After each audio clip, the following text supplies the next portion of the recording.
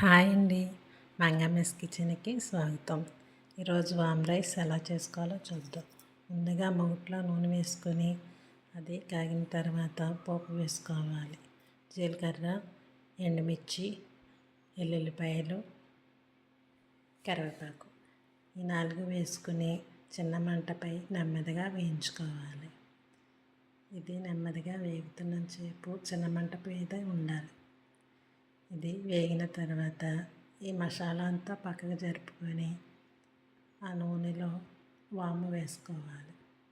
వాము లాస్ట్ని వేసుకోవాలి. వాము త్వరగా వేగిపోతుంది కాబట్టి లాస్ట్ని వేయించుకోవాలి. వాము పొంగు వచ్చిన తర్వాత అంతా కలిపేసుకోవాలి. తర్వాత పసుపు వేసుకోవాలి. పసుపు కూడా వేగాలి. బాగా వేగిన తర్వాత అందులో సాల్ట్ కూడా వేసుకొని మీకు సరిపడా రైస్ వేసుకొని బాగా కలబెట్టుకోవాలి. ఇలా కలబెట్టుకున్న తర్వాత పొయ్యి ఆఫ్ చేసుకోవాలి. పొయ్యి ఆఫ్ చేసుకొని మూత పెట్టుకోవాలి. మూత పెట్టుకొని ఒక 5 నిమిషాలు ఉంచుకొని తర్వాత సర్వ్ చేసుకోవాలి. అంతేనండి, వామ్ రైస్ రెడీ.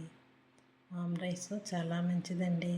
కడుపు ఉబ్బరంగా ఉన్నప్పుడు, కూరలు ఏమీ తినాలనిపించలేనప్పుడు ఇలా చేసుకుంటే చాలా బాగుంటుంది. చాలా తేలికగా అయిపోతుంది. ఇందులో నిమ్మకాయ పిండుకుంటే ఇంకా బాగుంటుంది.